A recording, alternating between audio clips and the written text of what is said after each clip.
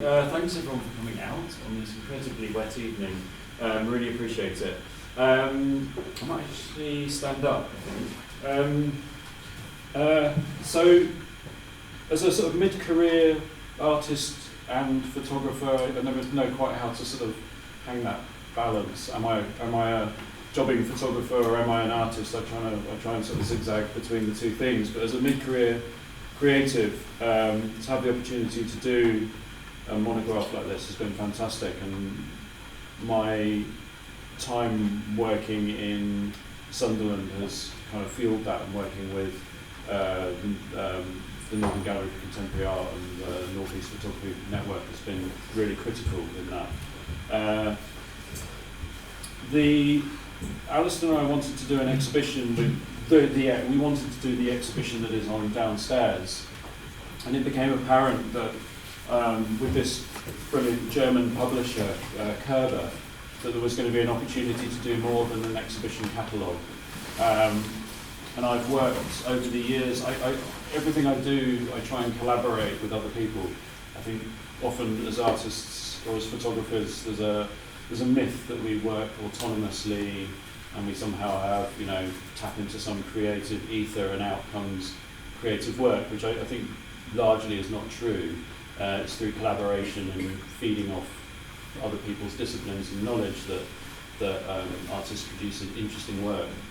And over the years, I've collaborated with a designer, a Greek designer who's part of a design group called Brighton Corners. And whenever we've produced work together, we've tried to make an object out of it. So rather than it being a book of someone's photographs, we want that, often a book is like mimicking a portfolio or something like that. You take prints from the wall, you give them a white border, and you put them in a book, and it's like a small version of a portfolio. We've always wanted to avoid that and try and make objects in their own right. So rather than a monograph of my mid-career set of projects, where you lay them all out chronologically, we had this idea of looking for themes across the work that I produced, and to somehow create a puzzle book, if you like, out of that. There was a very obvious connection between the fashion world, which I've documented over a period of time, and the international clothing recycling work, which I've documented over a period of time. They're two ends of the same story, so there's a kind of obvious connection to put those together. But I was sort of scratching my head, thinking what themes tie the rest of my work together. And again, I think maybe another myth about creative work is that artists know what they're doing, kind of in advance or even during the process of creating work, and definitely in my case that's not the case. I kind of scrabble around a bit in the dark and look at things that interest me, and I don't necessarily know what's going to become the dominant theme or narrative. I'm kind of gathering information, which is, photography is a really great medium for gathering information. So it's often in retrospect that you get to see what the connections and your interests are. And this book was just the kind of biggest edit I've done in my life, of trying to knit together various projects and themes. And again, collaborating with Alistair, the curator here, we've often had interesting dialogues about what are the themes in the work that connect it. And there's about 7 or 8 essays in here. And the first introductory one is an essay that Alistair sent me by a French sociologist called Luc Boltanski. And it was really exciting to see someone who had looked at a range of subject matter. It was really about production, modes of production within our modern Western lives. And he had pulled out these themes that wider economy, that a lot of contemporary economists aren't looking at. They look at GDP. They don't necessarily think about where things like luxury fits into GDP.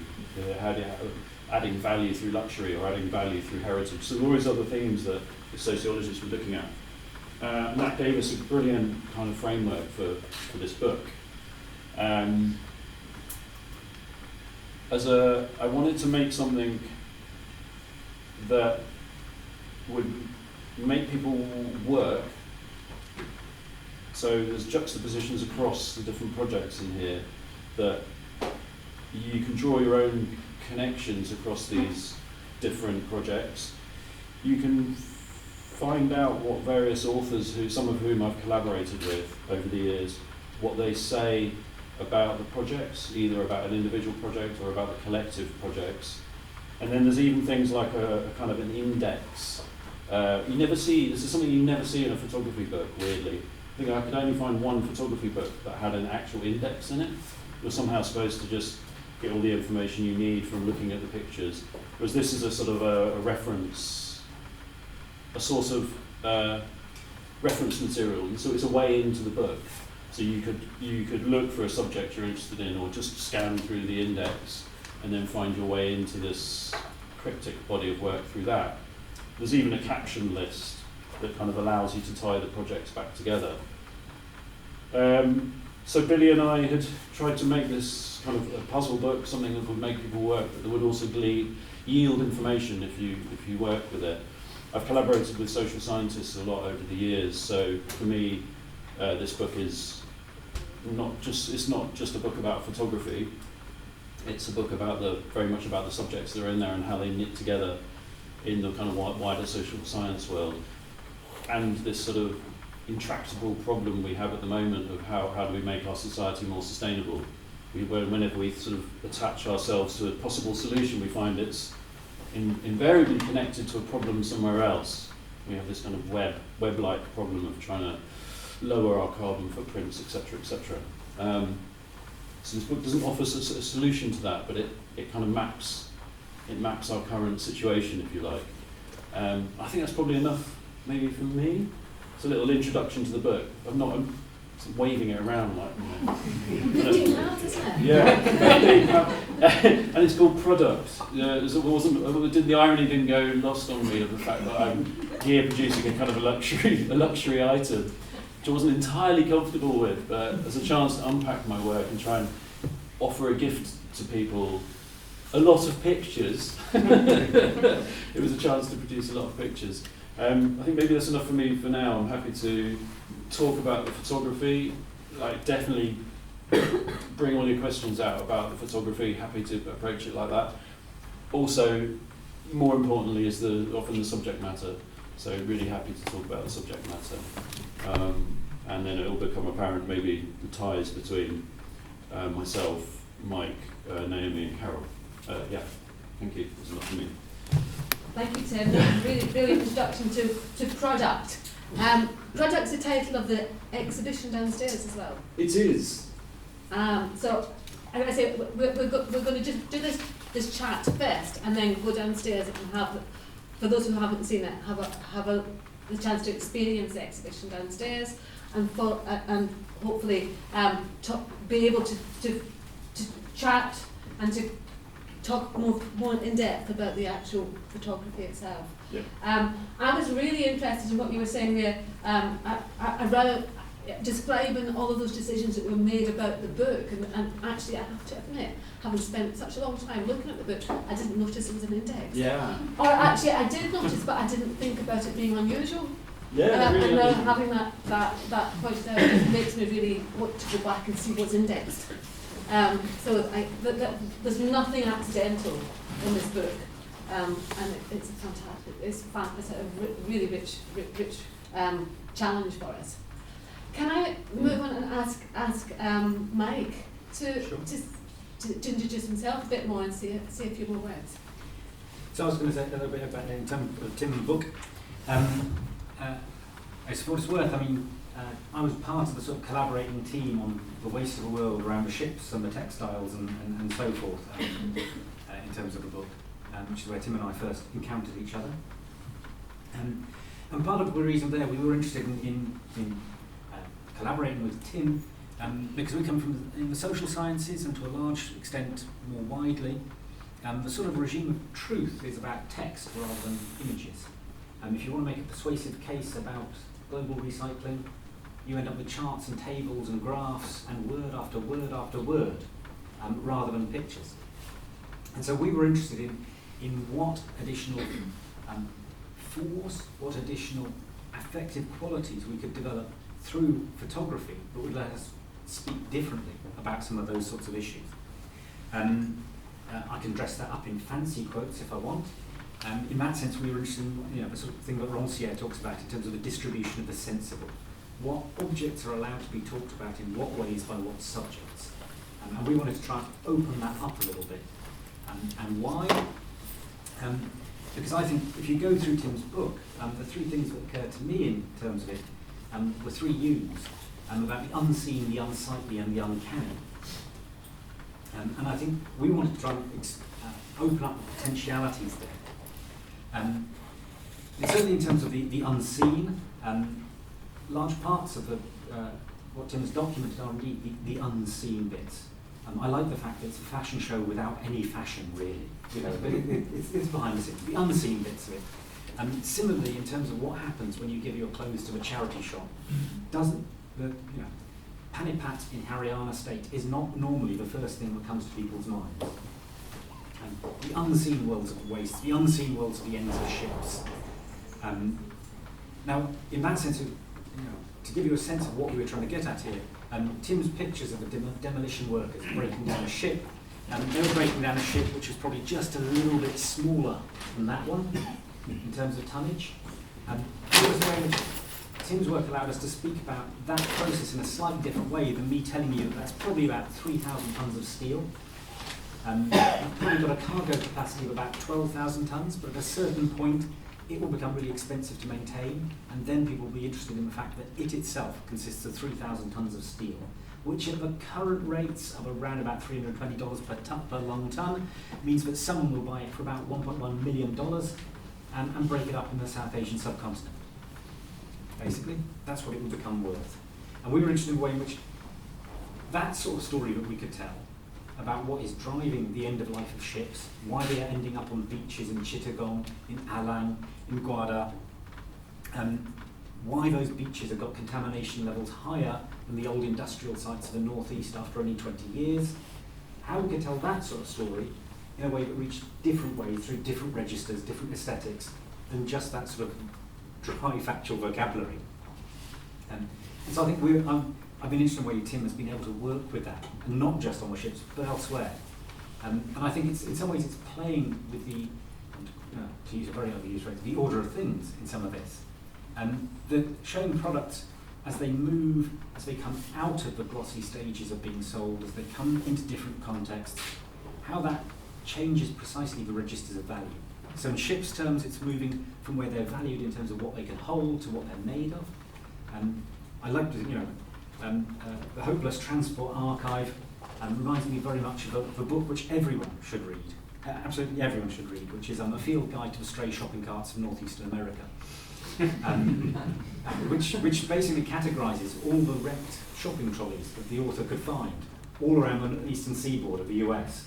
And seeing these sort of desultory wrecked vehicles, again, what is turning here is that the shopping trolley is repurposed into the flower bed. The shopping trolley is repurposed into the kiddie's cart, and so on, and so on. These old wrecked cars, what's happening in terms of they lose value, they lose meaning, and they acquire different values, different meanings. And I think following that through the products that Tim sort of traces through is really quite fascinating.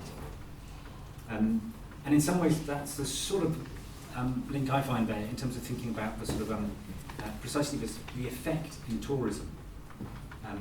When nice essay and sort of the emergence of Greek tourism, its different politics, and the resistance to becoming the waiters of Europe. But I'm actually interested as well in the politics of whole sets of photography around tourism. So it talks about the Greek National Tourism Organisation. You can actually wade through their archive of pictures that they've used to market Greece. It's an exercise I set my students for their sins every year. And you can actually watch the sort of propulsive way in which different versions of Greece become visible, from the traditional, from the modern, from the classical. different things become valorised and devalorised in those sorts of photos.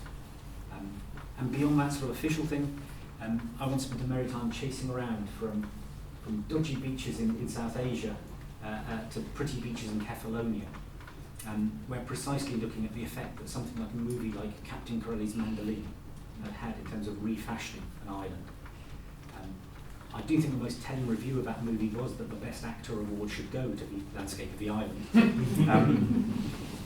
But in precisely the sense of what was being revalorised there in terms of the romantic beach, the romantic getaway, and how that sort of thing becomes traded upon. And I think that's a fascinating thing that in some ways brings back photography. That, as Tim says, chasing around fashion shows is precisely what photographers do, but he was doing it slightly differently. Much of tourism is produced through photography. But in some ways, this is trying to see those places slightly differently, the mechanism at a sort of uncanny, askew way. And I think that the juxtaposition of those different stories in the book actually starts to bring out that uncanny element. Thank you very much. That's given us an enormous amount of food for thought. I am really quite in awe of the fact that you could tell us all about that ship. And make us think about that as a product. Yeah, that was quite astonishing. I do love the word product, and just this a very simple way that this is used both as a title of the book and as the title of the exhibition. But as Mike and Tim have both told us there, just the kind of complexity of how we engage with what product means and how products shift their meanings and their values. Tim, you also mentioned sustainability as being something that you're really interested in relation to questions about how products circulate. I'd like to come back to that, but I know that Naomi has got something really interesting and important to say from her point of view about sustainability as well. No pressure, Naomi. I am a bit overheated, by the way, because I have come out of a really hot car into the cold and back into a hot room, so I haven't been on the wine yet.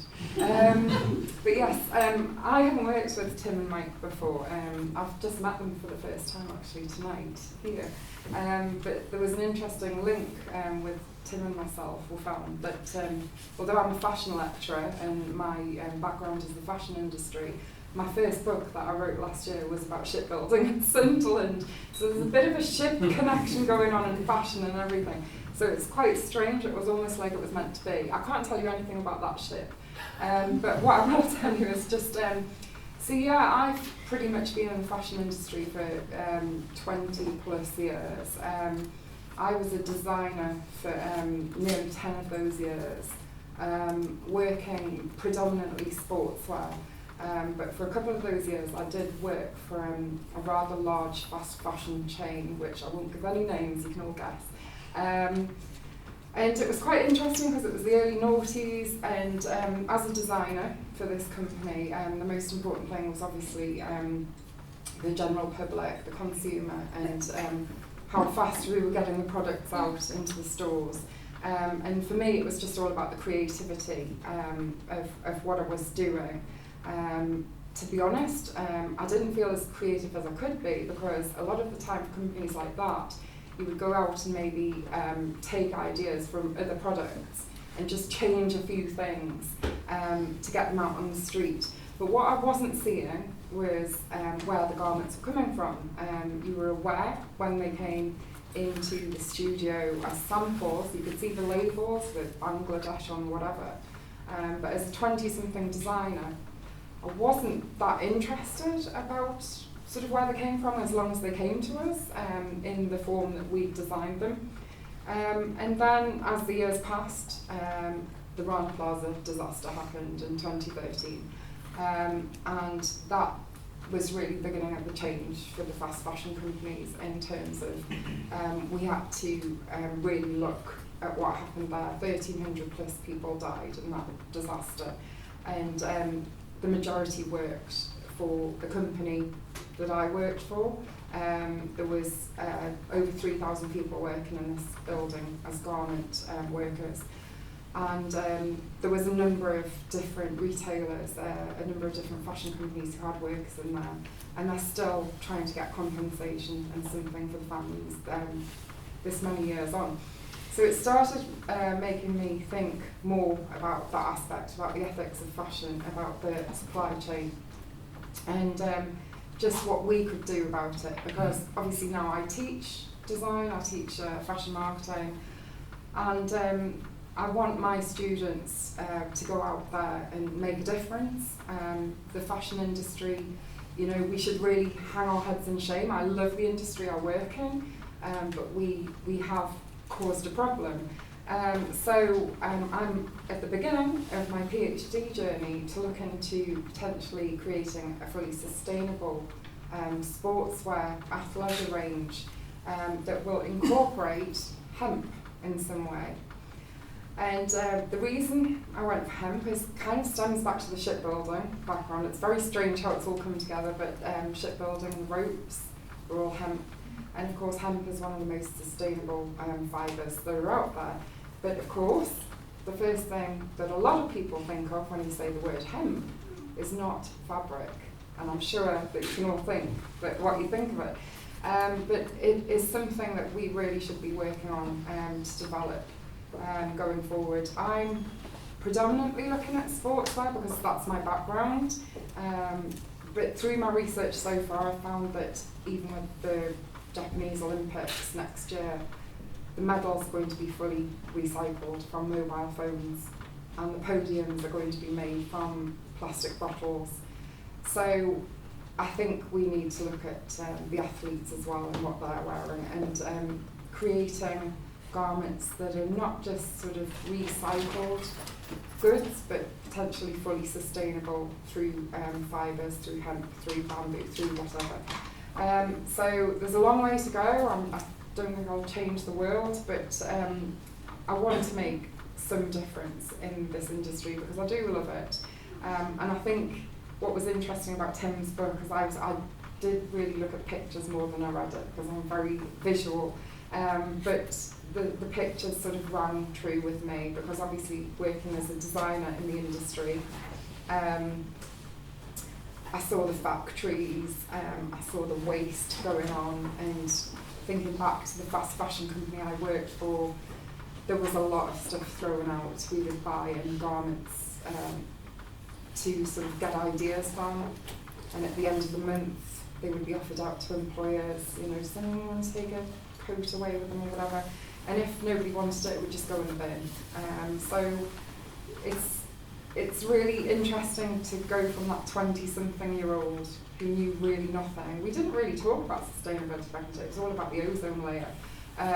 But to see the book and yeah, so I think there's a huge link, and hopefully through my research I'll be able to come up with some answers to what we can do. Fantastic! And what an amazing project as well. I'd like to say that actually there have been a lot of accidental connections in the throughout all of the speakers. I'd like to say it was all designed, but actually a lot of it was accidental. But there's an extraordinary number of connections that are emerging. I think even just the context of being here in the National Glass Centre on the river here is one of those connections, because we're immediately thinking about the local in relationship to its global context. You can't help but think it as you look out on one of those big ships here. You can connect that ship to Rana Plaza. Well, not quite that one.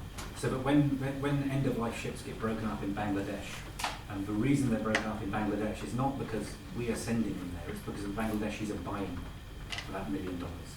And the question is, why are they buying them? And they're buying them partly because they have no steel industry that isn't re-rolling, and it's 30% the price of buying new steel from Tata to buy re-rolled steel from a ship. What are they using that steel for? Because they're building lots of new buildings with reinforcing rods. Lots of them with no design specifications or certification, when you're adding extra floors that weren't in the plan, like at Rana Plaza.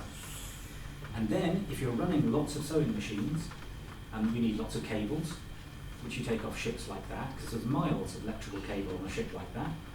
And even better, given the Bangladeshi power supply, you'll want generators, which you can buy off a ship like that for about a fifth of the price of a new generator from Samsung or from Germany. And then what you do is you take a ship's generator and you bolt it to the roof of a building with uncertified metal that hasn't been built to design specs. And then you pop music to make garments. And then you get your Rana Plaza. Yes.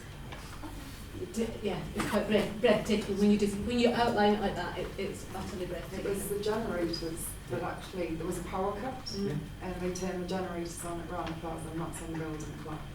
Because the generators were designed to be bolted to ships, not to floors and uncertified buildings.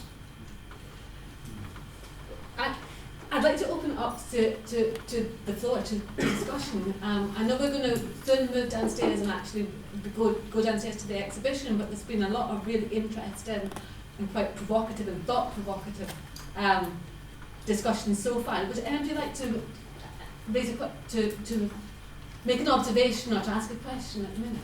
It's a nice connection just between hemp and shipbuilding. I don't know if you realise that Sunderland Ethylene was one of the biggest rope producers in Britain. They put streets directly opposite. They were all rope lanes. And if you look on Red's Icon, you'll actually see what look like stocks all the way down the street. But these were the rope walks. So there's a really nice connection there between the hemp coming back and shipbuilding.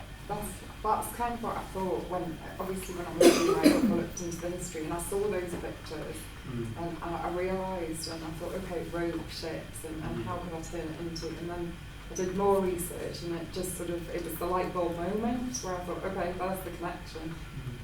Yeah, it's fantastic. We're actually, still, there's so many people don't realise this is the biggest shipbuilding town in the world. I think Glasgow.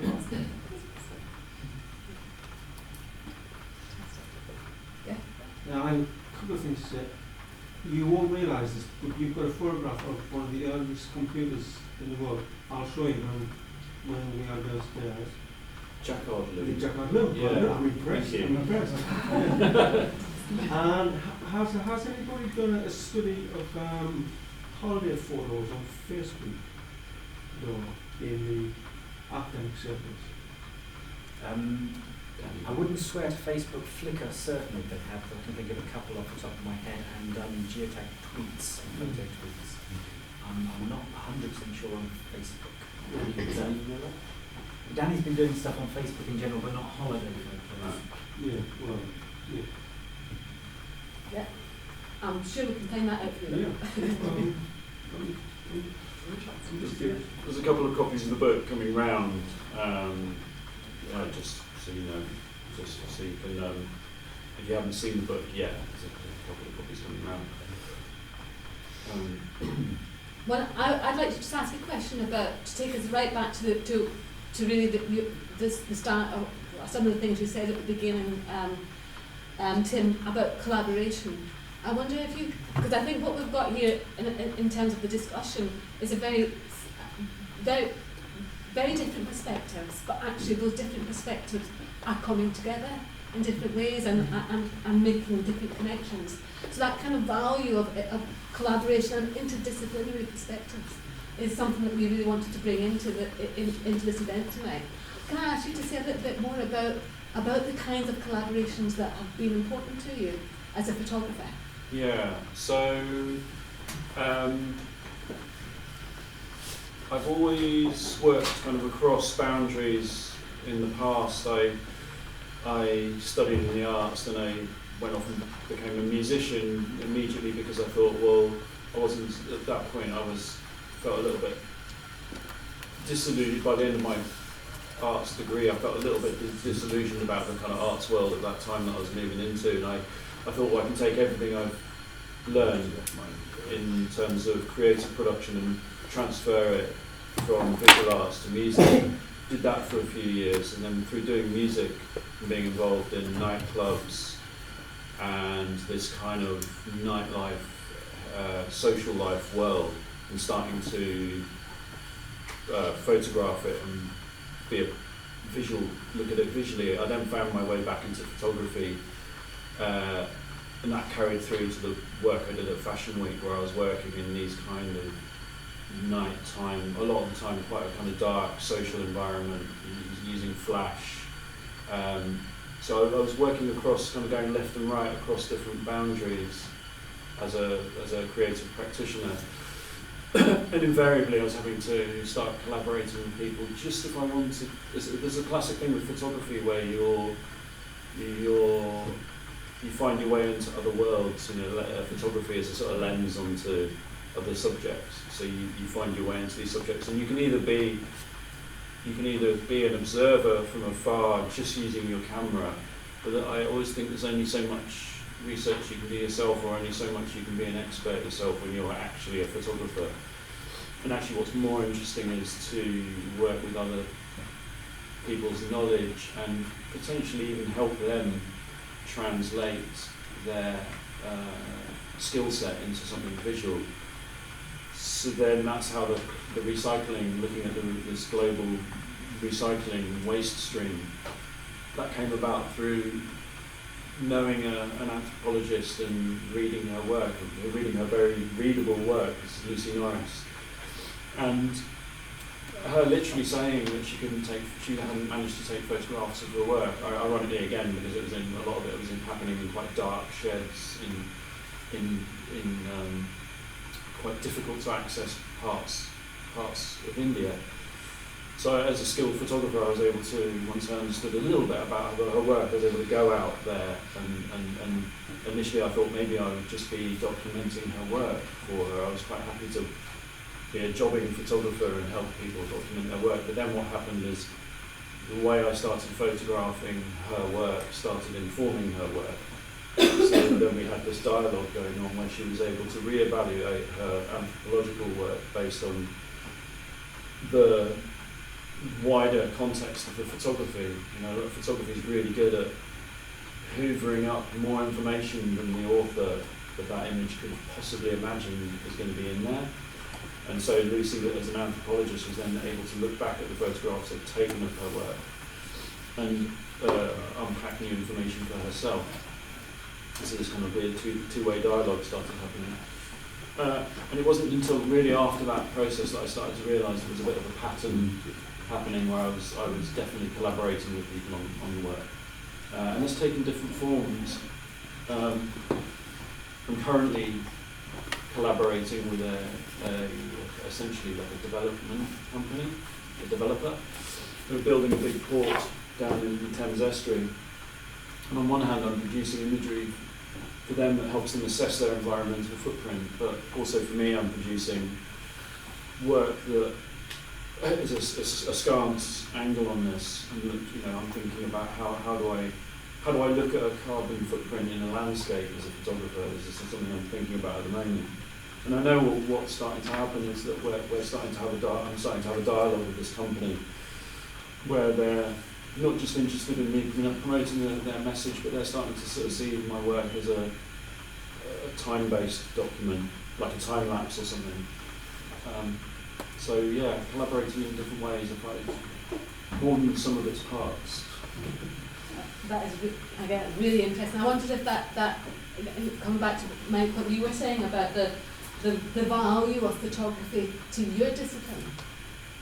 Yeah, I mean, so we in some ways started with a modest acknowledgement. I come from a discipline where most photographs probably still have got a pickaxe or a satchel in the corner for scale. Basically, they are very much simple. They're treated as illustrative documents. That is the tradition. And to actually think, well, okay, but they quite clearly do more than this, and they quite clearly can do more than this. And it was to find, well, not just find a way of illustrating the argument we are making, but actually that this enables a different sense and a different truth and knowledge about things that actually come through. And I think that was where we were quite sort of intellectually interested in, as well as having somebody who wouldn't just produce blurred photos like I tend to in a full situation. Yeah, that kind of that sense of photography, of the photograph of photography, giving you more than you expected, is something that's really interesting to reflect on. Naomi, in terms of your response to the book, you said that it was primarily the visuals that spoke to you. Yeah, I think again, it was all relative to me because of seeing the factory, the pictures and the workers. And I think, like I say, I was sort of hidden from it all because I never visited factories myself. We would normally have sort of garment technologists who would go out to do that. As a designer, we were very much sort of kept in the head office, and we did trips, but mainly to sort of the big cities like Paris and Munich and Antwerp, and so we saw glamorous side. It's not glamorous. It's, I was going to say, it wasn't as glamorous as that. Yeah, it's a lot of fun work and stuff, but we didn't see the reality of the factories. Well, I didn't see it. And I sort of cringe now when I look back at the pictures and I think, oh, I was part and parcel of that industry, and what was happening and the workers and how they were being treated. And there has been huge change, but there's still reports saying some of the biggest retailers, even Marks and Spencer's, they've been in the news just recently, where some of their workers have been arrested and they're being charged for sort of not agreeing to do certain work. So there's still an awful lot of work to do in terms of that. And I think seeing it visually, it has that impact. So again, you can only get that impact through photos sometimes. It's all very well reading it, but visually it's really important. How much were you supervised in factories by the owners of the factories when you Relatively little. The factories who were happy to have us photograph them in India were happy with their conditions by their own register. So that was not necessarily, very acceptable by a kind of, let's say, an English health and safety executive standard kind of thing. But we weren't looking to,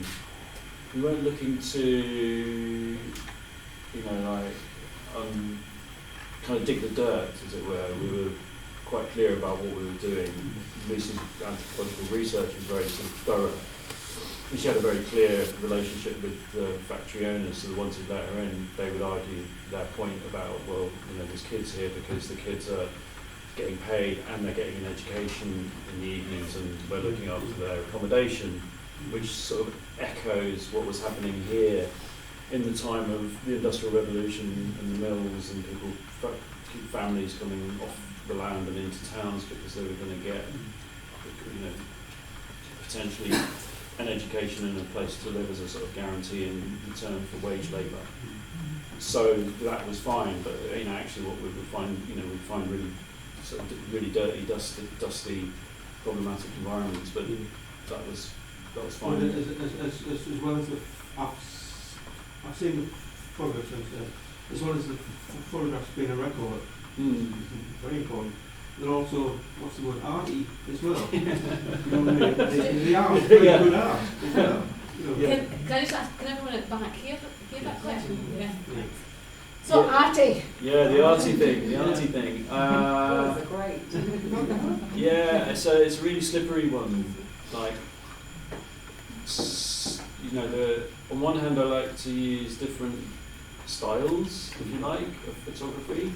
So the fashion stuff that I did at Fashion Week, is kind of really punchy colours, flash photography, really fast action captured. And it was on one hand a sort of out of force of habit and what I'd done, and it was like the form follows the function, so it's what I needed to do in that environment. And maybe I tried to have a creative eye, so I wasn't necessarily taking the most obvious image, trying to find something that had a creative resonance to it, or the uncanny, something about the uncanny that Mike mentioned, something that kind of resonates for us. And then again, by the time I was in India, I was actually chosen to use a different format. I was working much slower and using a bigger film format. Using a negative stock that had a much wider colour gamut that kind of suits the kind of wide colour gamut of somewhere like India. So there was a sort of mixture of chance, coincidence, function, and then a certain amount of creativity. But I've always tried to use that. There's a photographer called Walker Evans who talked about working in a documentary style. So it's a slightly sort of step back from the rucksack and the rucksack and the pickaxe type document photography that geologists would use, or the Victorians photographing the Egyptian ruins, where it was really a sort of a record photography. And it's not reportage; it's sort of a slight step back from that. So it's a sort of a knowingness of the form you're using, which means my job as a photographer. I think just every photographer should think about that. Every photographer should think about why they're using the kit they're using and how they're using it. It's kind of what on one hand, it's what elevates it from, say, holiday photos on Facebook, but then they also have their own value in terms of intention. Like the intention that's in people's holiday snaps or phone photos, phone photos, is often the intention is often clearer there than in knowing art photography. Yeah, a couple of questions. Can I take? Yeah. Yeah, I was really interested to hear what you were saying about how your work's been applied to the industry field recently.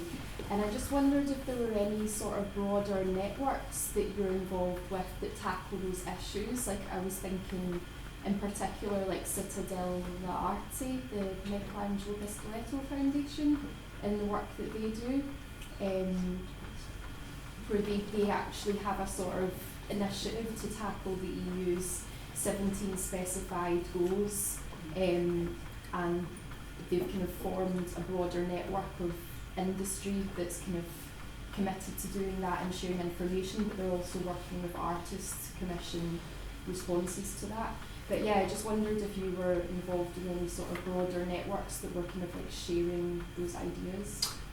Yes and no. So I'm not aware of the organisation that you've just mentioned, but they sound great. Like Claire, can you mention that name again? I'd love to know, or can we talk afterwards? Yeah, they sound really it's interesting. Citadella Arte, and it's the artist Michelangelo Pistoletto formed it because he wanted art to be more connected with society and stuff like that. See, you mentioned the 17 Sustainable Development Goals, the kind of UN Sustainable Development Goals. They're really important kind of pillars for how we move forwards with a more sort of responsible, knowing society, if you like. And I have worked with. I did some work for the environment. I've done some work with the Environment Agency recently, where they came to me specifically because of this way I work with photography. We had about a year-long dialogue going backwards and forwards of how would I photograph communicative photographs that talk about people behaving more ecologically or behaving more ecologically sound. And there's a long debate about what even is that. And the 17 Sustainable Development Goals came up quite a lot, as well as there's been other organisations that have looked at how you communicate more sustainable behaviour in the face of climate change and things like that. So I've looked at that and sort of tried to work with industry a little bit, but it's a really interesting area. As a visual communicator, it's a really interesting development. So yeah, maybe let's have a chat at the end. I think that's really interesting.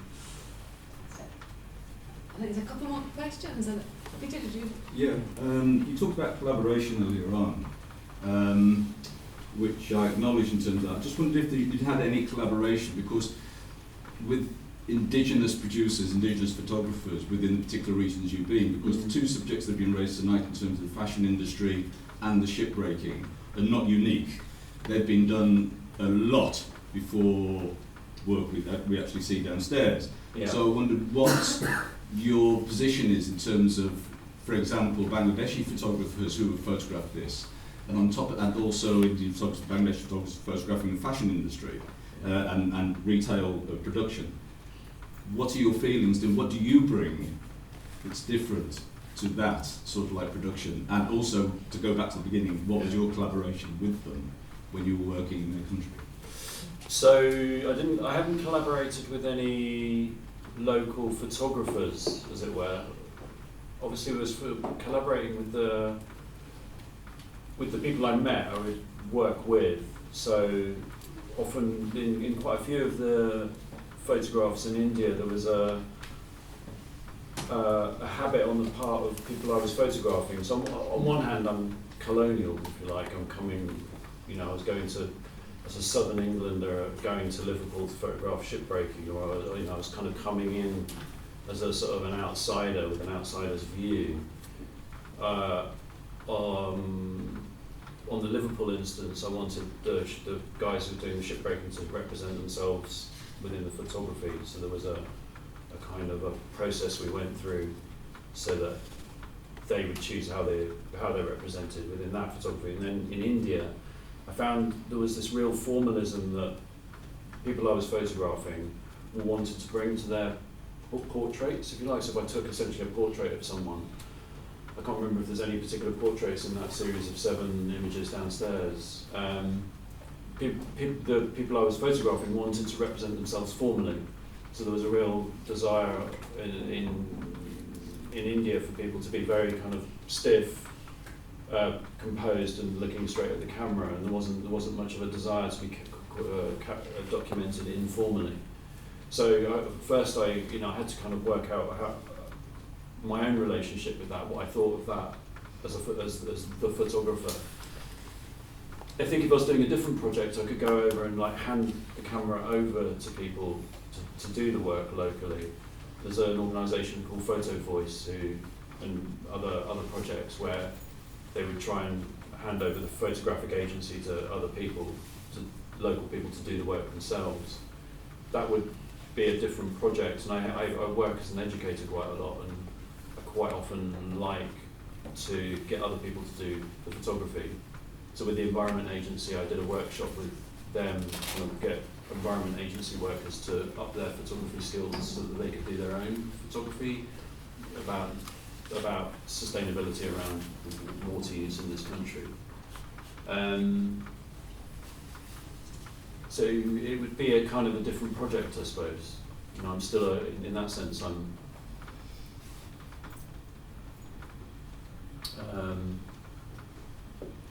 it's not really, collaborating with. There's still a sort of relationship of photographer and subject, if you like. Okay. Does that? No, not Unpack it not at all actually, but it's we can talk about it afterwards. It's okay, yeah, I don't want to take up time, Okay. but no, you didn't. Right, sorry. It's okay. Yeah, let's talk about it afterwards. That's interesting. Harry, did you have a question? Yeah, I very quickly flicked through the book a few moments ago, and the question I'd really like to ask is, do you see this work in the sense of a piece of representation? This is the situation as it is. This is the world as we made it. Or do you see it with a degree of advocacy for something that's better than this? I've kind of wrestled with this with the book a bit. I haven't read the text yet. I'm getting from the images. It's definitely.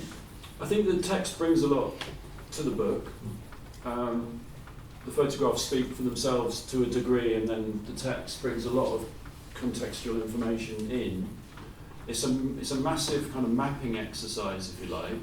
So in terms of where you want to go, it's quite useful to know where you are, and it does that, I think. There's quite a lot of networking of our kind of productive state together. So not, I think a lot of consumerist culture is based around removing the modes of production from us and removing the footprints from our view and waste streams. We like to get rid of our rubbish and put it in a black bag and it kind of disappears, and we're moving into a world now where we know stuff doesn't really go away and we know stuff comes from somewhere. So it's quite good to try and map that as a way forwards. And I did wrestle with it once I'd done the book and I'd committed to this sort of exercise of being quite critical, if you like, looking quite critically I then felt afterwards, I was like, ooh, I've done something made quite a dark study, and I felt it was quite negative.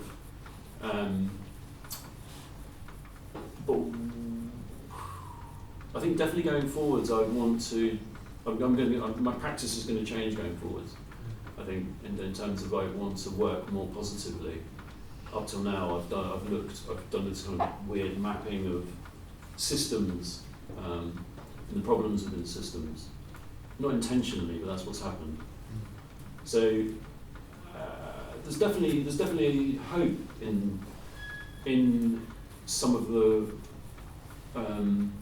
way that some of the writing unpacks the book, and the way some of the writing unpacks the problems. There's a really hopeful bit about the use of uncanny in technological development. There's a proposition in the book about that we don't kind of plan. We never really plan our way into the future.